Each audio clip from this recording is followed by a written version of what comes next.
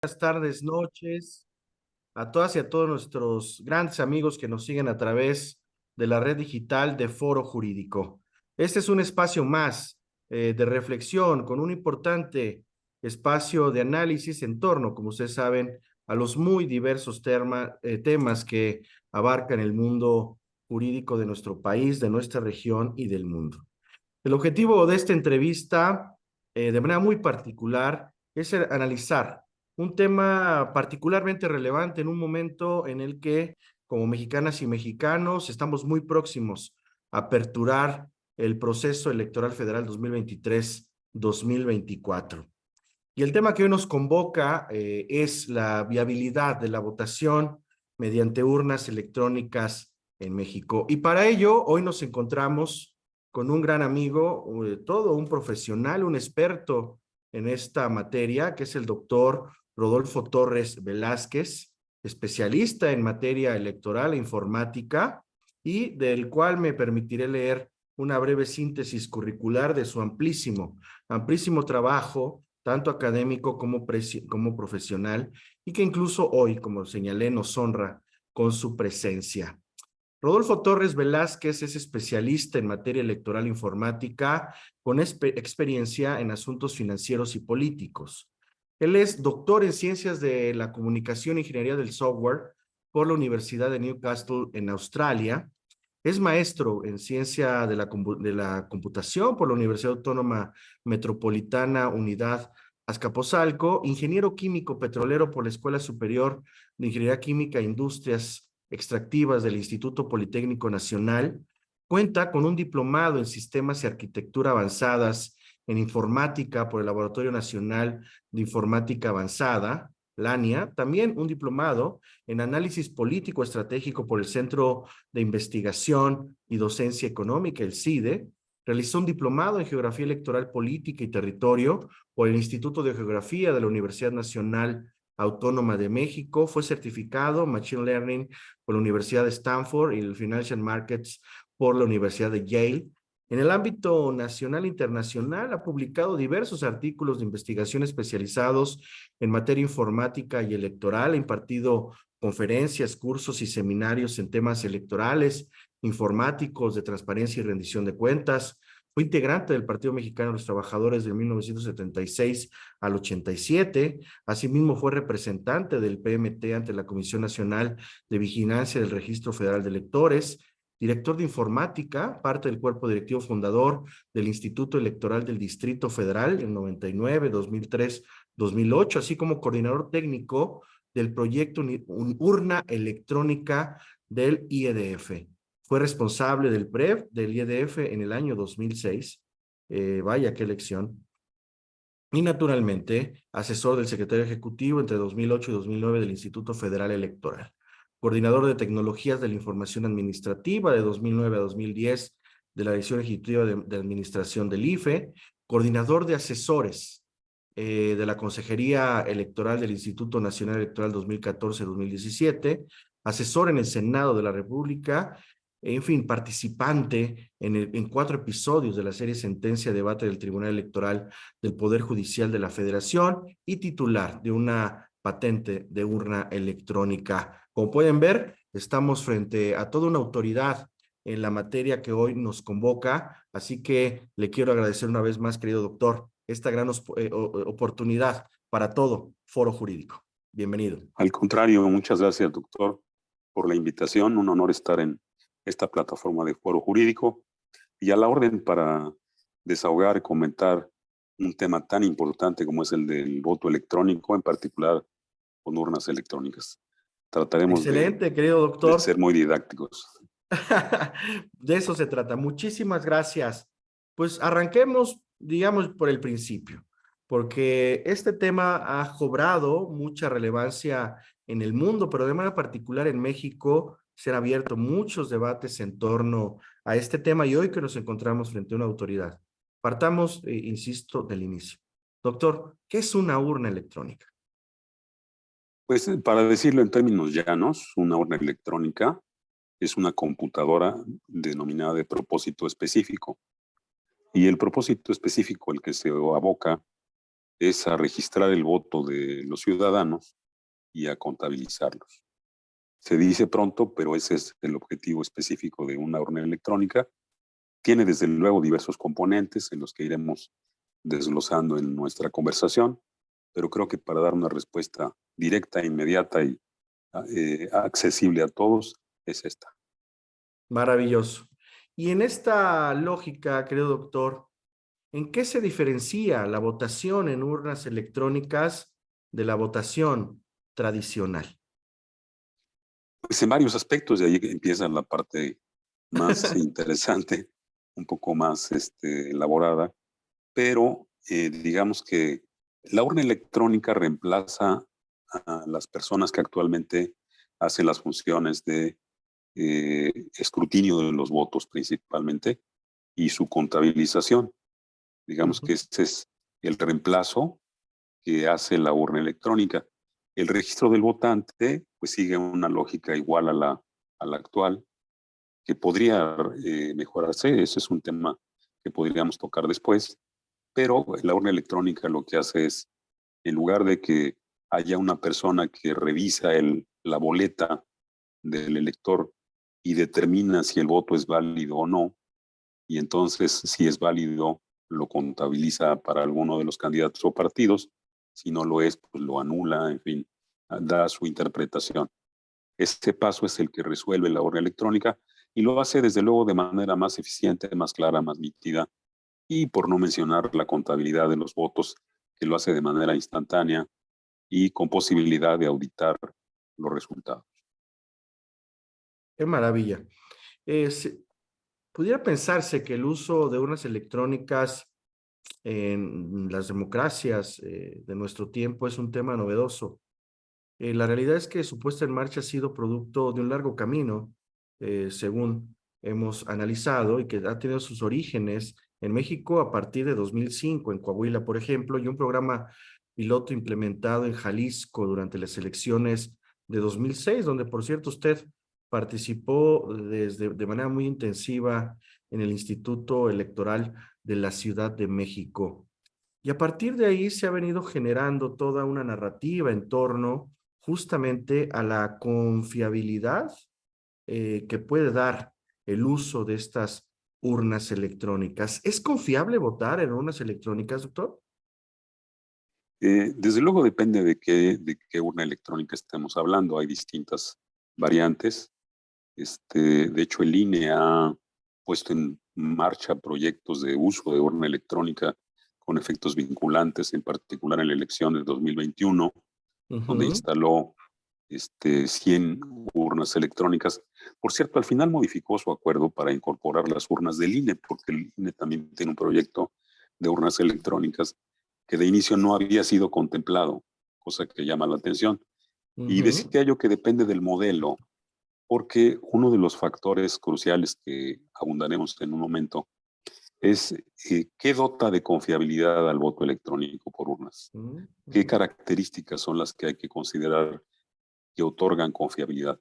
Y aquí hay un tema jurídico que para el especialista, que no es mi caso en materia jurídica, pero para el foro en el que estamos, pudiera ser de interés de varios de los que están ahorita como audiencia, que participan en este foro, es el tema de la resolución de la Corte Suprema o Tribunal Constitucional Alemán, que en 2009, el 3 de marzo de 2009, emitió una sentencia muy interesante, muy polémica, diría yo también, porque determinó que al tratarse de un evento de naturaleza pública, el ejercicio del voto, cualquier persona sin conocimientos técnicos debería poder entender cada una de las etapas. Menciono esta sentencia porque si queremos llevarlo al terreno jurídico formal, cumplir con este objetivo significaría ser confiable. Si el ciudadano, al tratarse de un acto de naturaleza pública, como lo es el voto, y no conoce cómo funciona la urna electrónica, pues quiere decir que no es confiable porque no está formado técnicamente para entenderlo.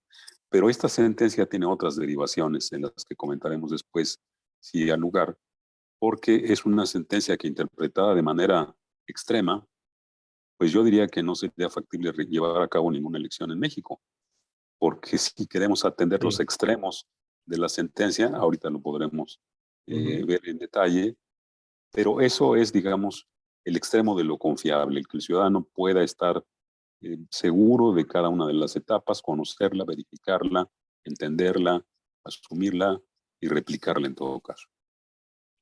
De hecho, de eso va la, digamos, la confianza y la legitimidad de ese tipo de instrumentos en una democracia como la nuestra, de la cual usted ha sido testigo a lo largo de estos años.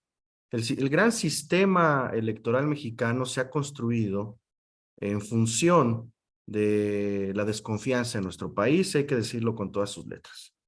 Y la desconfianza es lo que ha provocado un sistema tan grande, tan robusto, tan complejo, diría yo, tan dinámico como el que hoy tenemos. Instituciones como el hoy Instituto Nacional Electoral, el Tribunal Electoral del Poder Judicial de la Federación, la hoy FEDE, la entonces Fiscalía Electoral especializada en materia de delitos electorales, y toda una construcción, tanto federal como subnacional, en torno a las elecciones, ha marcado siempre este elemento que subrayo de la desconfianza.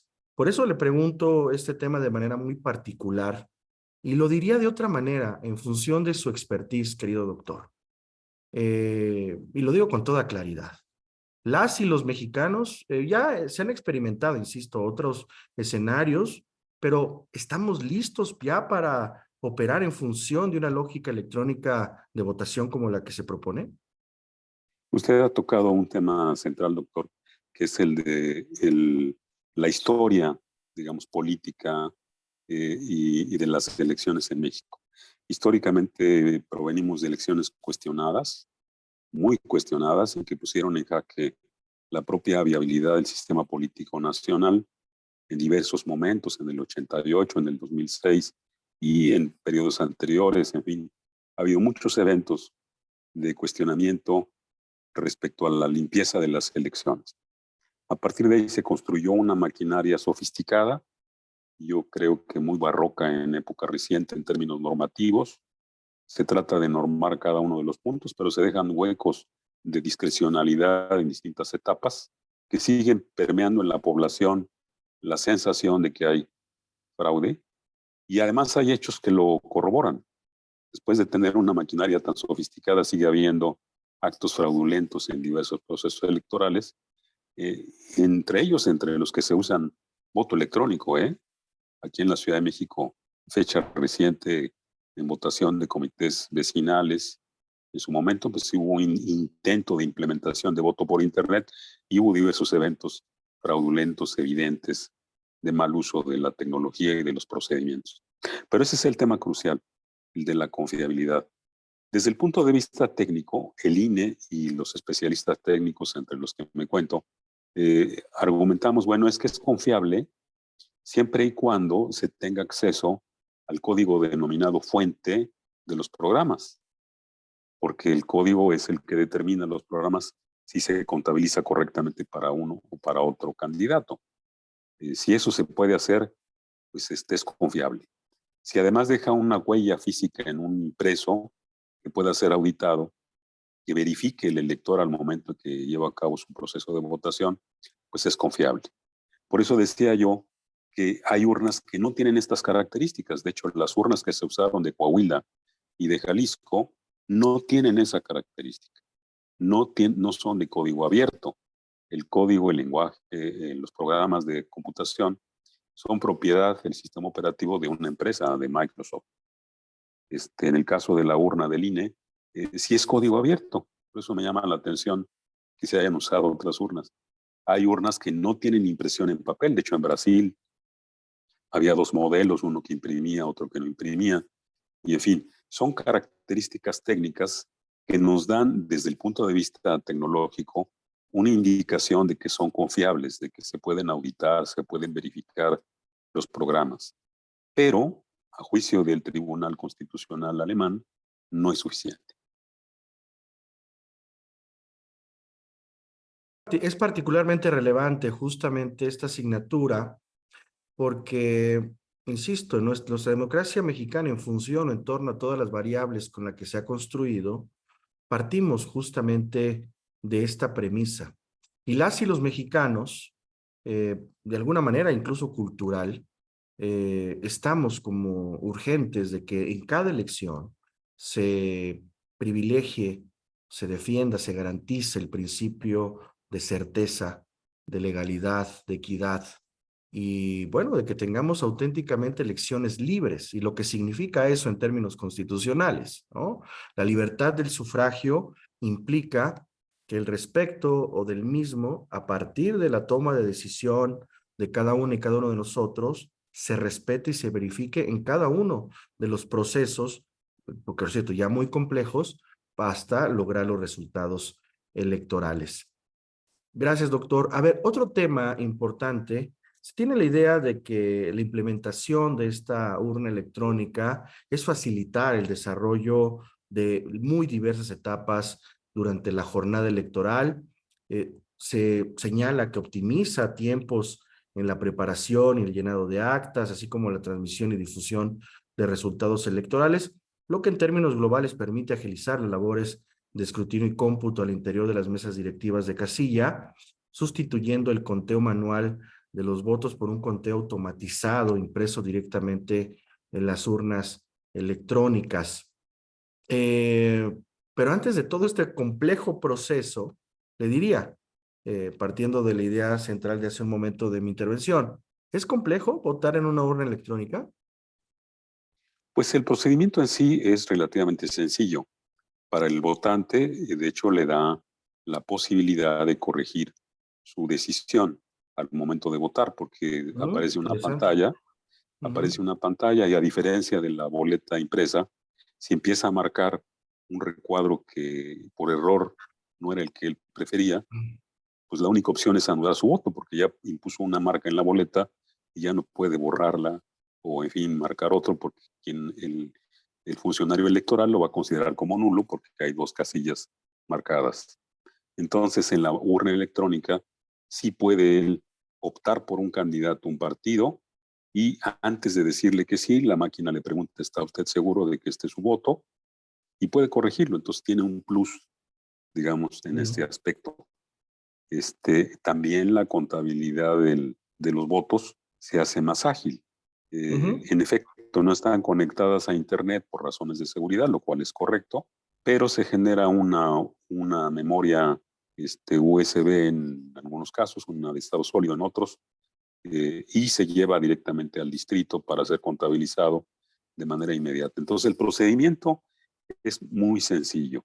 Eh, pero mencionaba usted, doctor, un aspecto adicional que conviene destacar, porque a veces se dice, bueno, aporta facilidades diversas, ya mencionamos dos, pero también parece irremediable el uso de las urnas electrónicas o dispositivos electrónicos, en particular urnas. ¿Por qué razón? En 2018 se hizo un muestreo por parte del INE que hacen regularmente, lo hacen en cada elección, lo hace la Dirección Ejecutiva de Capacitación Electoral y Educación Cívica, respecto a los errores en el llenado de las actas. Y fue muy notorio porque en 2014, usted recordará, doctor, que en la LEGIPE se aprobó que había dos opciones, o centralizar las elecciones o apoyarse en los soples, denominados soples Ujú, de ujú. las entidades.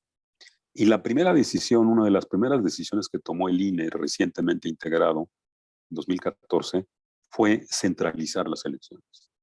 Optó por una de los vertientes que plantea uno de los transitorios y decidió centralizar. Y entonces atrajo muchas elecciones, no sé, hasta la fecha de tener presente en la audiencia, el INE acapara prácticamente la organización de todas las elecciones y da directrices, a veces atropelladamente, violando las facultades constitucionales de los soples, en fin, como gran orquestador de la elección. Pero eso que provocó la creación de una casilla única. Ujú. Entonces ahora la elección local y la elección federal se llevan a cabo en un mismo espacio. Y eso añade complejidad, y lo que identificó este estudio es que hubo un 10% de incremento en los errores del llenado de las actas, por la fatiga de los funcionarios, Ujú, porque no es ujú. lo mismo contar 3 elecciones que contar 10 o más elecciones. Y esto llama mucho la atención, porque la urna electrónica resolvería estos problemas de fatiga, de errores, y además abriría una puerta, porque usted sabe, doctor, que hay distintas formas de ponderar el voto. Está el mayoritario, el proporcional, pero hay otro jerárquico, y hay otras variantes muy interesantes que se podrían explotar o explorar, que reflejan de mejor manera la voluntad ciudadana, pero que ahora no se llevan a cabo por esta complejidad, aunada a la complejidad de las candidaturas únicas, de las coaliciones, en fin, que el INE no resolvió, debo decirlo, ¿eh? Las actas que se usaron en 2018, si mal no recuerdo, sí, deben ser las de 2018, presentaron dificultades para su llenado. En fin, no abundo en el tema, pero lo que quiero señalar es que hay todavía hasta la fecha deficiencias en el procedimiento de contabilidad que serían resueltas por la urna electrónica. Ese es un gran tema, doctor, porque además sitúa otro gran punto del análisis global sobre este tema, que es el de las impugnaciones en materia electoral a partir de la votación. Eh, Porque justamente lo que ha generado, y lo señaló perfectamente bien usted, la, eh, la urna única o el modelo este de integrar a todas las elecciones en una sola, en el caso en que el INE decidiera ejercer su facultad de asunción de las elecciones, genera este tipo de retos. Y le preguntaba esto, doctor, porque, a ver, no podemos renunciar a un factor que es una realidad en nuestro país.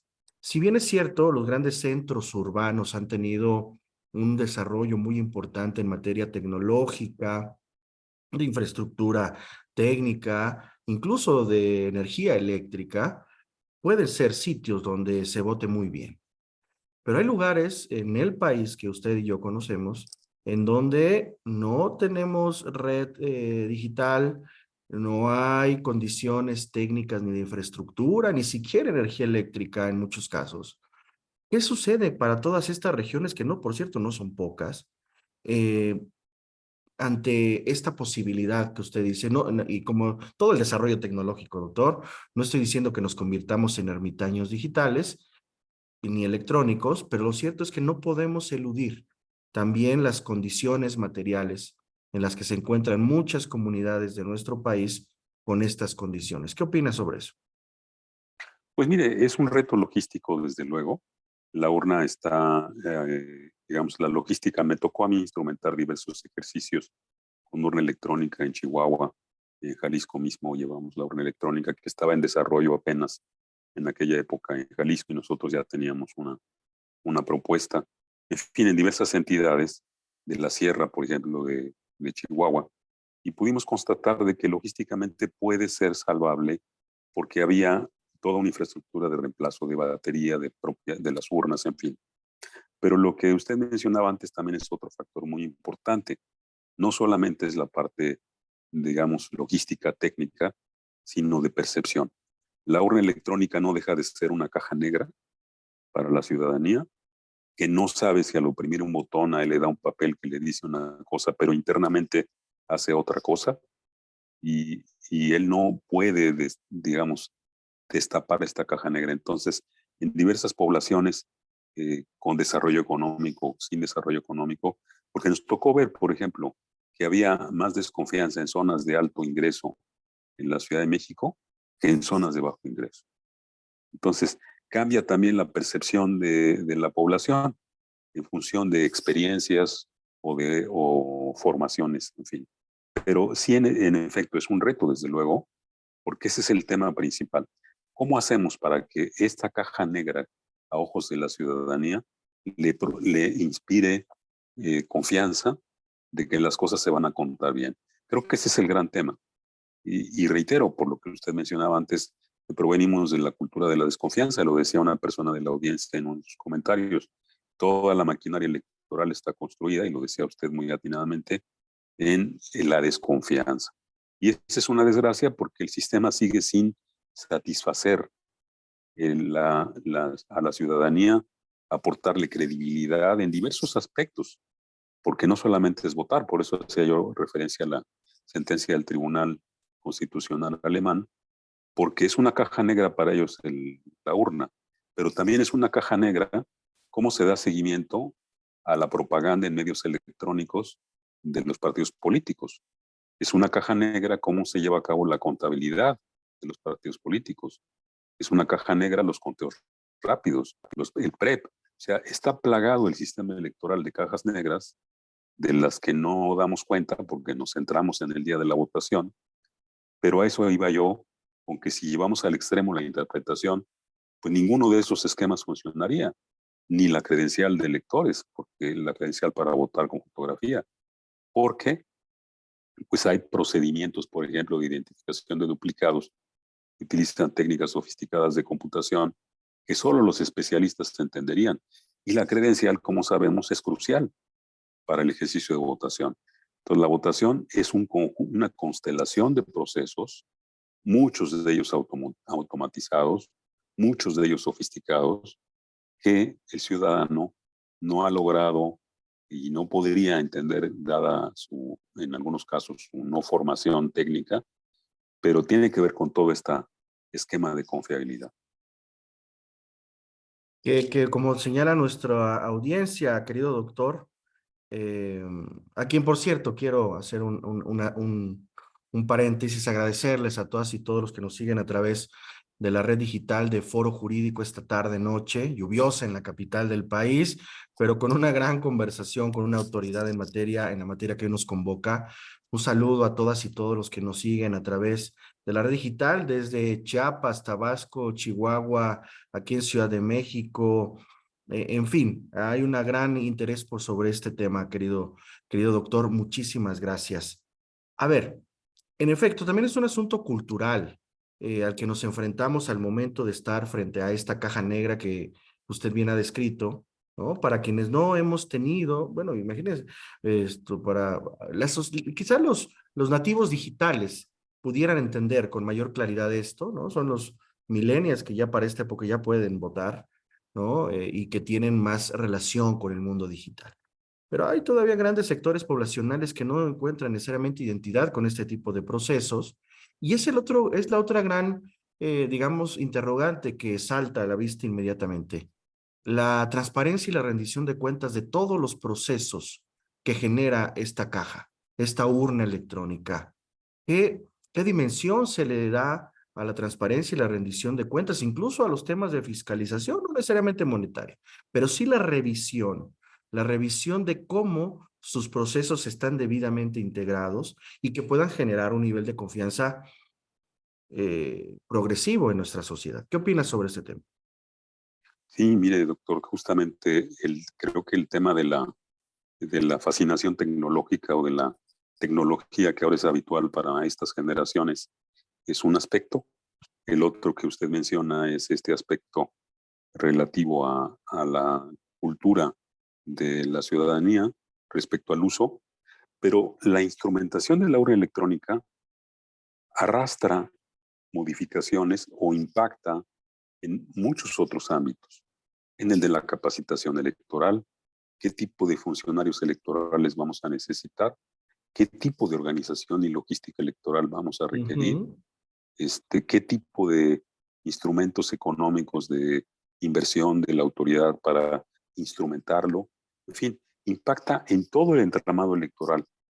Y esto a veces no se visualiza, y creo que es un error Ujú.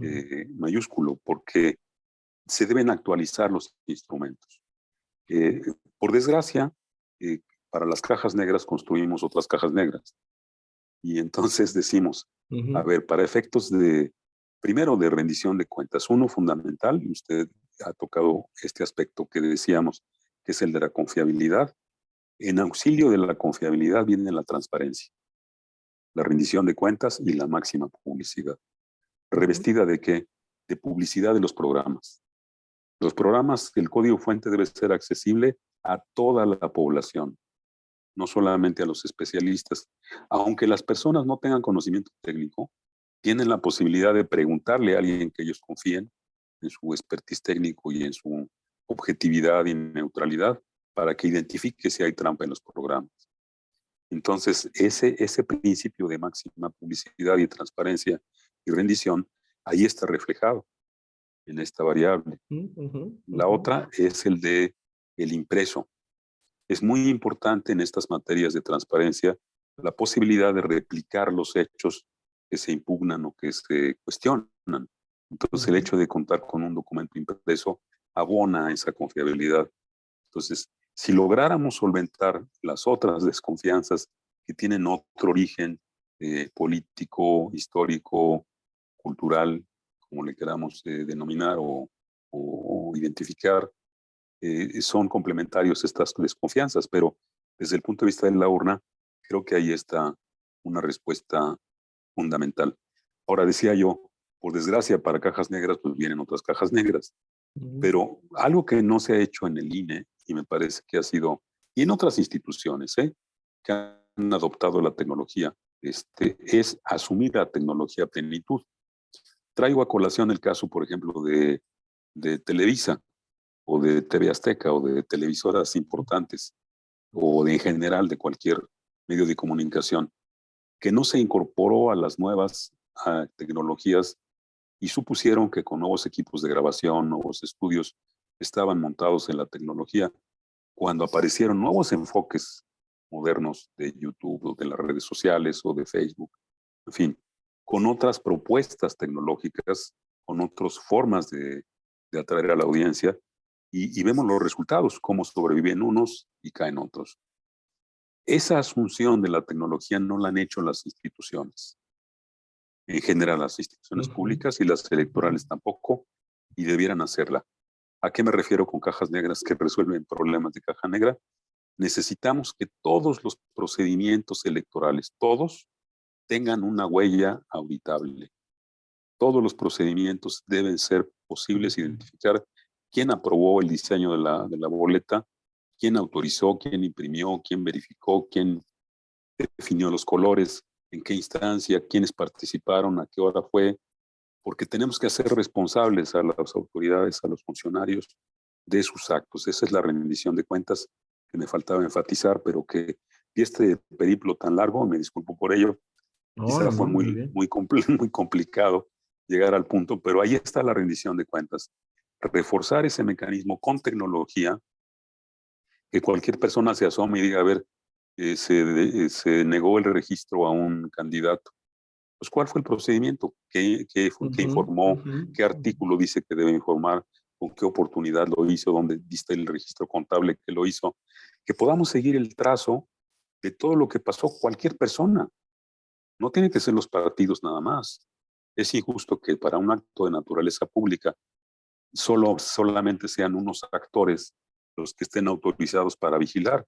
Es el principio de máxima publicidad, de transparencia y de rendición de cuentas, es que es universal. Todos los ciudadanos podemos acceder a esa información y debemos poder hacerlo. Es que totalmente de acuerdo con usted, doctor. La variable que debe alinearse de manera definitiva a un proceso tan interesante, novedoso, que evolucionaría de una vez y por todas los procesos electorales en México, como es la urna, que lo ha hecho, insisto, pero no ha habido una consolidación de estos procesos, es la transparencia y la rendición de cuentas. Y lo acaba de señalar muy bien. Todos los procesos, esta huella de creación, incluso en lo digital, y de los tramos de responsabilidad que estén debida y claramente definidos, nos ayudará también a generar mayor confianza en torno a la urna electrónica, ¿no? Es decir, saber perfectamente que es una creación humana. Eso me parece que no se nos tiene que olvidar. Y ante esa creación humana hay variables de responsabilidad muy clara en torno a estos procesos. Y acentúa esto, doctor, no quiero parecer inelegante, dijeran algunos, ¿no? Pero es que nuestra democracia ha tenido un proceso evolutivo muy complejo Y si pensamos en serio a la democracia mexicana moderna a partir de la reforma de 1978 propuesta por Jesús Reyes Heroles, es una democracia todavía en donde no ha llegado a un momento de consolidación tan serio para justamente estar en concordancia con otras democracias a nivel internacional a partir de los sucesos o hechos que usted ya mismo ha señalado. Pero además sí lo decimos, ¿no? O sea, volteamos a ver a 2015, doctor, usted seguramente lo revisó muy bien y valdría la pena revisitarlo, ¿no? El caso de la autoridad electoral en Chiapas, del OPLA en Chiapas, usted recordará, por el voto Claro, migrante, ¿no? Este por fraude supuesto. cibernético que atrajo la destitución de consejeras y consejeros en el OPLE en Chiapas, ¿no? Que además se sumó el tema de la paridad de género, pero ya utilizando mecanismos tecnológicos o cibernéticos, que además yo recuerdo que daban resultados de chiapanecos en Sri Lanka, en Estonia, Sí, en en África. Letonia, en Sudáfrica, ¿no? Y resulta que esos votos fueron los que le dieron el triunfo al diputado migrante, ¿no? Por cierto, que estaba alineado y era pariente de uno de de quienes habían formado parte de la empresa esta tecnológica. En fin, no estoy hablando de realidades ajenas a nuestro país y que son y están en constante revisión, ¿no? Y Sí, que desde además luego esto el se caso. suma, perdón, doctora, Sí, una pregunta y perdón. quiero darle aquí la palabra a Luis Fernández, ¿no? Sobre qué se ha hecho justamente para evitar el hackeo en los sistemas, qué prácticas preventivas y correctivas existen. Muchas gracias, Luis. Perdón, doctor, muchas gracias. No, está bien, si quiere empezamos por dar respuesta Ujú. a este último cuestionamiento. Eh, a veces no solamente el hackeo perjudica, ¿eh? Yo recuerdo, hay una tormenta tremenda aquí en la Ciudad de México, pero esperamos no perdamos comunicación. Y en todo caso será momentánea, doctor, porque tengo datos eh, previstos para comunicarnos, por si se va la luz. Pero decía yo esto del hackeo a veces no es la causa. Yo recuerdo la elección de 2015 en el INE, donde el propio INE en el PREP daba resultados por arriba del 100%. Entonces fue un escándalo que rápidamente el INE supo administrar la comunicación y no se difundió mucho, pero para quienes estábamos en el INE fue escandaloso en ese momento cómo un error de esa magnitud podía ocurrir y no hubo hackeo. Peor es cuando hay hackeo. Ahora, ¿qué medidas en particular para la urna electrónica? No hablo de la protección que tenga el INE, eso no me tocó conocerlo, y podría yo verificar, pero sí de la urna electrónica. ¿Cómo se evita que se alteren los programas? Porque está el tema, decíamos, de la transparencia, de que se conozcan los programas fuente. Ahora, ¿cómo estamos seguros que esos programas fuentes son los que están operando en la urna electrónica?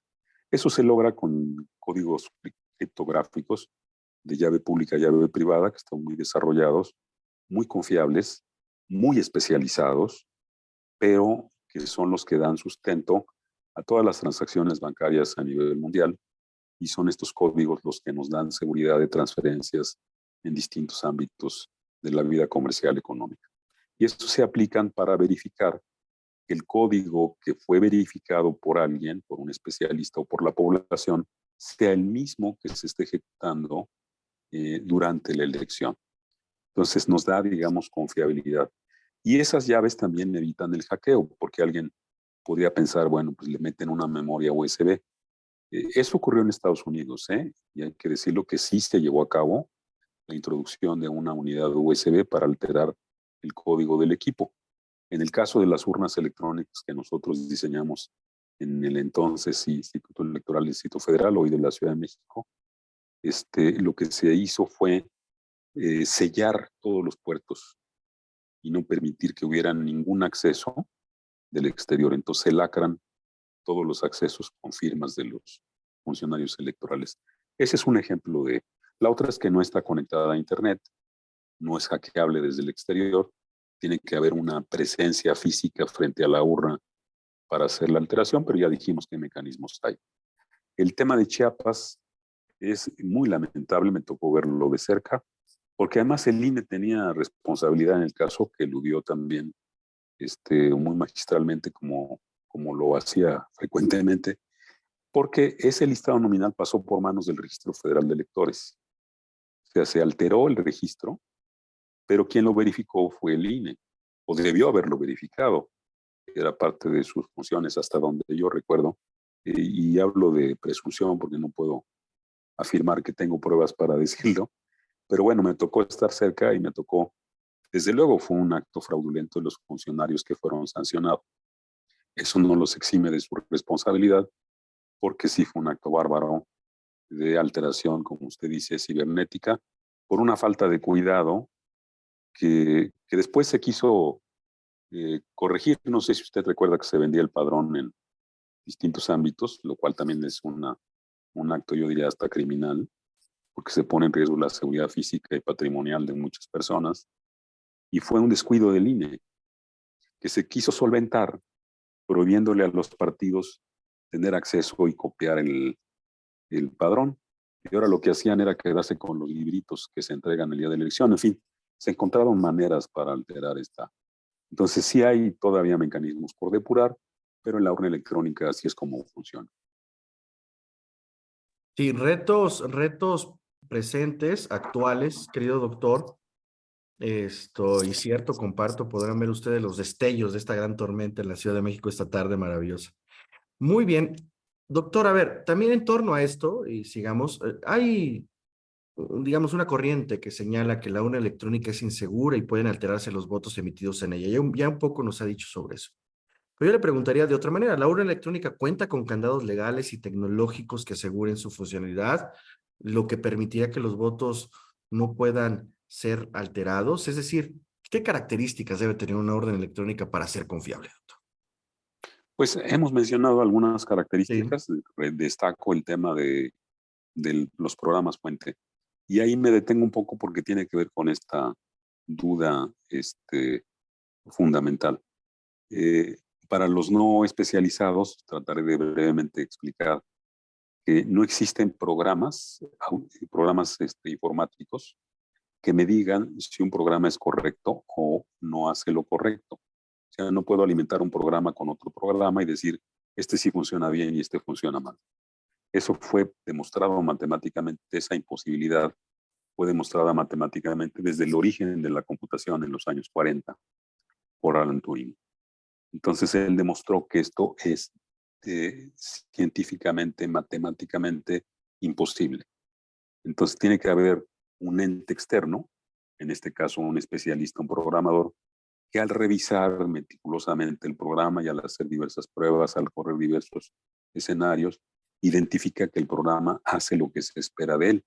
Y hay métodos hoy sofisticados para lograrlo, eh, para acercarse, digamos, a esa prueba de que funciona correctamente. Entonces, sí hay manera de acercarse, no 100% por esta imposibilidad matemática, pero sí hay mecanismos para asegurar que en una alta probabilidad funciona como se espera que funcione y en consecuencia no se alteran los votos de uno para el otro. Pero sí requiere que se pueda verificar los programas. Si no tenemos acceso a los programas, pues volvemos a lo mismo. Puede hacer el sistema lo que le plazca. Lo ha hecho en unas elecciones en diversos países, ha sido denunciado y por eso la desconfianza no es gratuita. Ha ocurrido. Se ha efectuado el fraude con urnas electrónicas, pero ya decimos porque no se permite verificar los programas. Entonces creo yo que ese elemento y el de la impresión, hubo un debate muy amplio en Brasil, tuve oportunidad de estar en Brasil conociendo la experiencia de la urna electrónica brasileña que después usaron en Paraguay, donde además había mecanismos de economía que vale la pena retomar y no necesitamos votar en papel moneda como ahora lo hacemos con las boletas electorales que son realmente papel moneda para poder votar y que son infalsificables. En Paraguay tienen experiencias de economía que dan la misma certeza y ya habrá oportunidad de comentarlo. Pero creo que esos elementos de una traza documental y sobre todo, y ya mencioné de ello, la rendición de cuentas, la auditabilidad de todo el proceso. Debemos poder abrir esa caja negra si hay impugnaciones o simplemente un muestreo estadístico y se dice, a ver, vamos a muestrear el 10, 15, 20, 30% de urnas electrónicas para verificar que lo que está impreso en los tickets y que verificó el votante se corresponde con la contabilidad electrónica.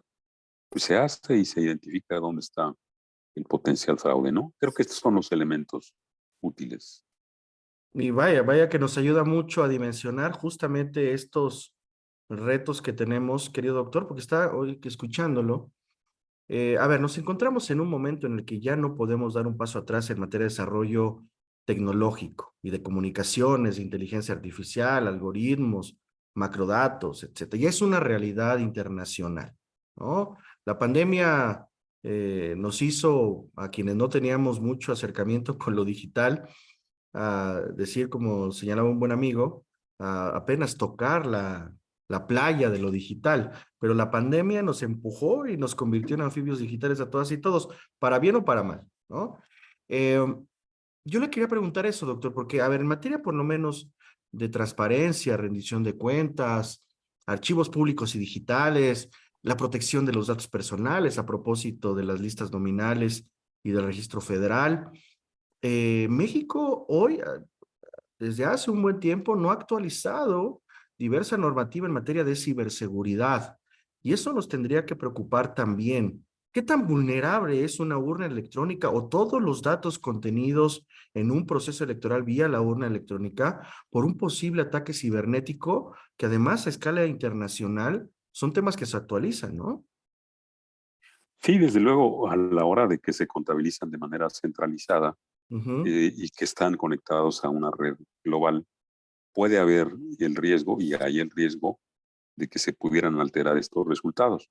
Estoy pensando más en el caso de centralización del PREP, que es ujú, un PREP centralizado definitivamente, el conteo rápido, que también aunque se toman muestras, a final llega un punto en el que se suman y restan en un equipo que puede estar conectado a la red de Internet. Entonces, el riesgo de un ataque ha ocurrido, lo hemos visto en otros países, cómo se ha querido alterar los resultados y se alteran en distintos ámbitos, decíamos también en la propaganda. Antes de la elección, pues se difunden noticias falsas y entonces estamos ante un nuevo escenario tecnológico que ujú, la sociedad no ha asumido a plenitud.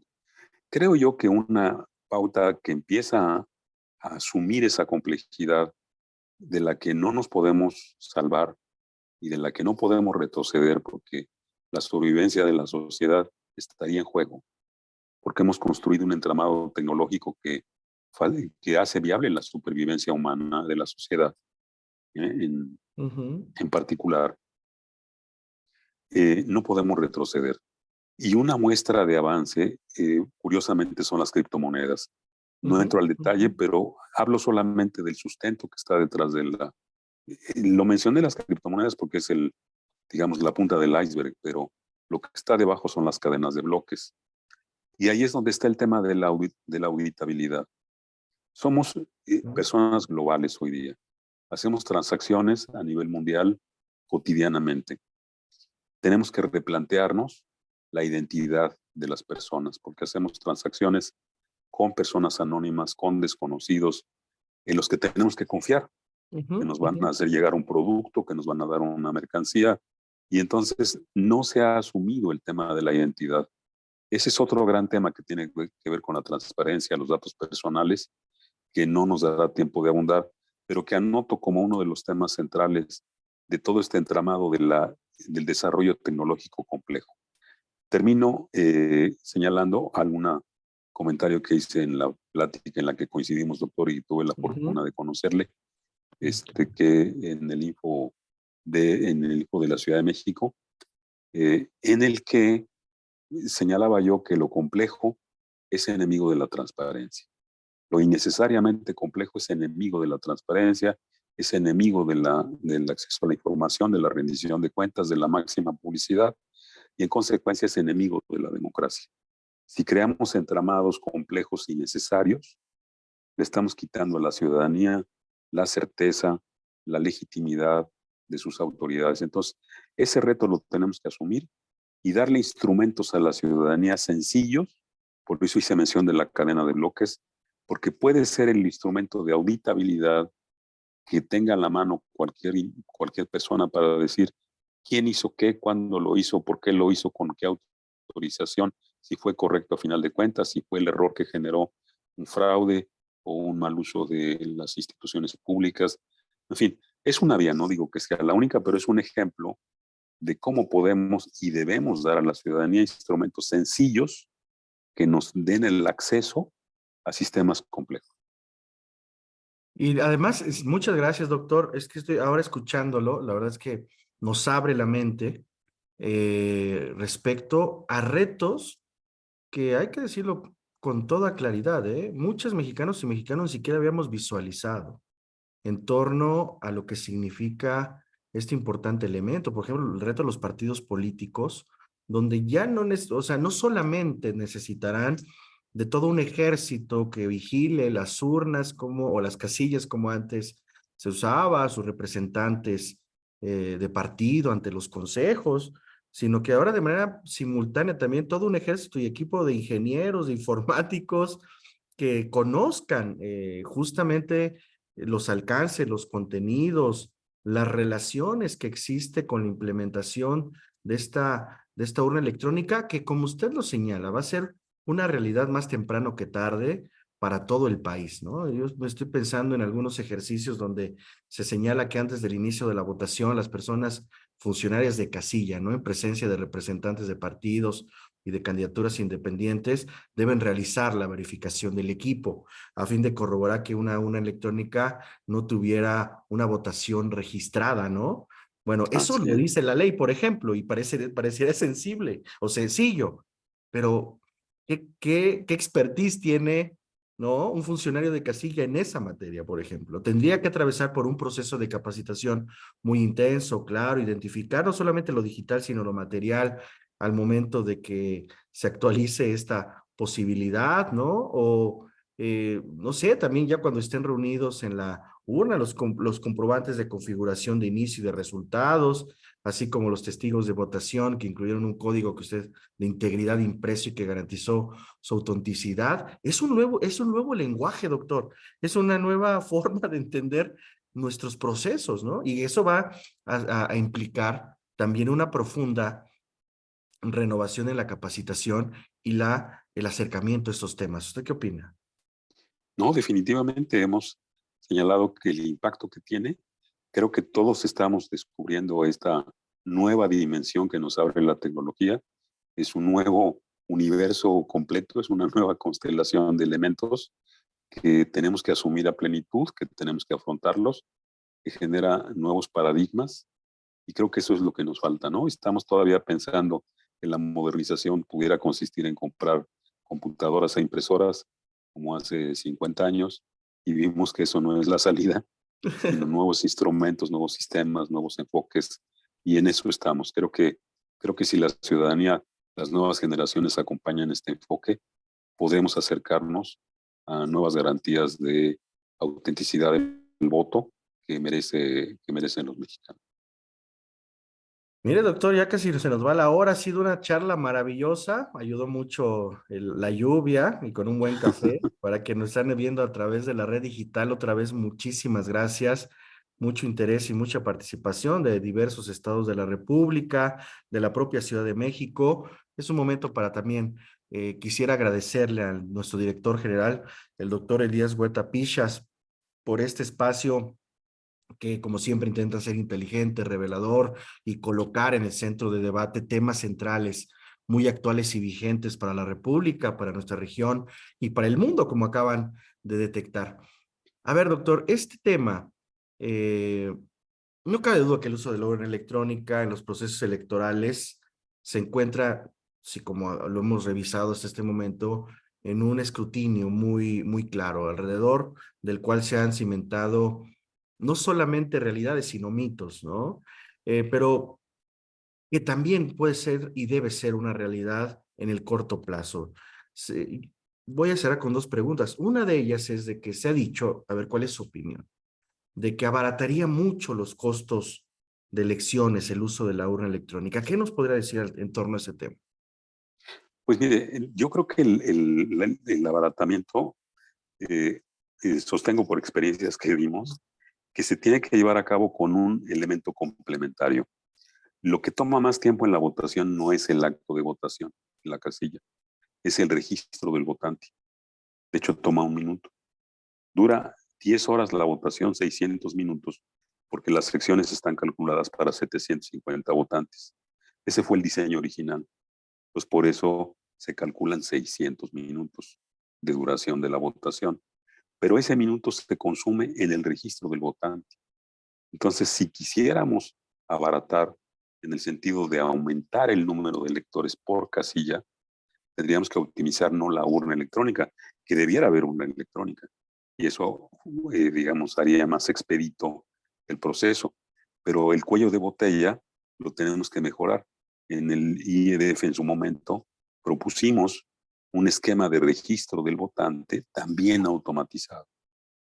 De tal manera que ese minuto se redujera, hiciéramos centros de votación pues, más grandes, con menos aglomeración, más rápido el proceso de registro y más el de votación. Entonces, creo yo que ahí es donde está, digamos, paradigmáticamente, porque hemos hablado de urna electrónica y ahora de un tema que es accesorio, pero que es fundamental si se quiere abaratar realmente. Ya habrá, desde luego, una inversión inicial que hay que hacer, pero que se amortiza en un plazo que lo hace más económico.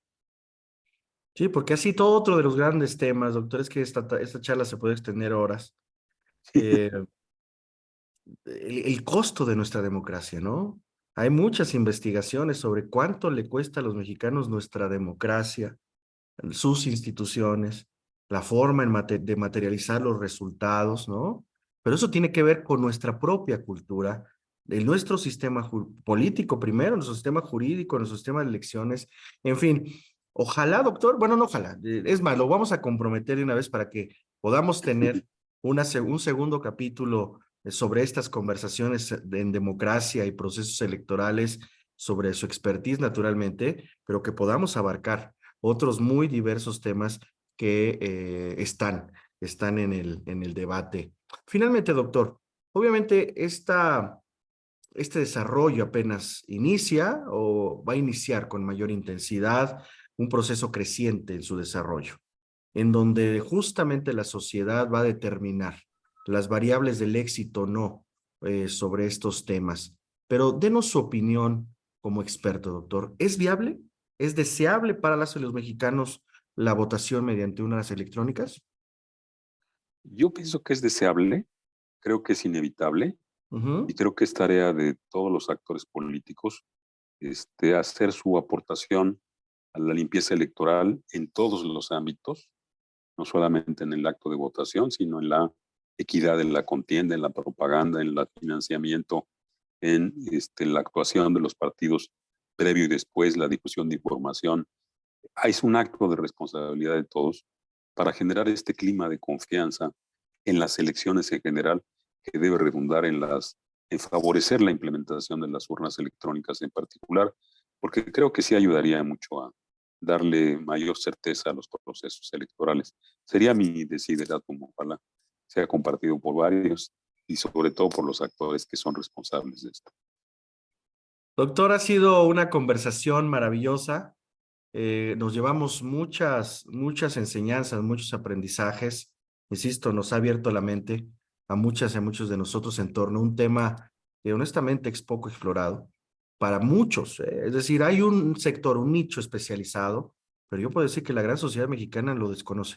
Y es importante que a través de estos foros, de estos diálogos, de este tipo de acercamientos, podamos ir construyendo de manera simultánea un camino que le dé viabilidad a la urna electrónica en México. Gracias a todas y a todos los que nos siguieron a través de la red digital de Foro Jurídico en esta conversación extraordinaria con el doctor Rodolfo Flores. Insisto, muchas gracias al doctor Elías Huerta Pichas, nuestro director federal, por esta oportunidad. A todas y todos ustedes, muchas gracias, doctor. No sé si quiera darnos un mensaje de cierre. Nada más manifestar mi agradecimiento para usted, doctor, para la audiencia que pacientemente nos ha escuchado. Esperemos haya sido de utilidad y encantado por su invitación y agradecido.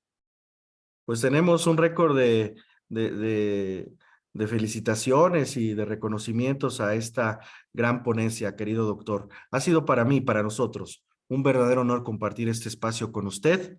Un abrazo fuerte a usted en esta tarde lluviosa, a todas y todos ustedes desde la Ciudad de México, y que la vida reparta suerte. Hasta muy pronto. Muchas gracias. Hasta luego, gracias. Gracias, doctor.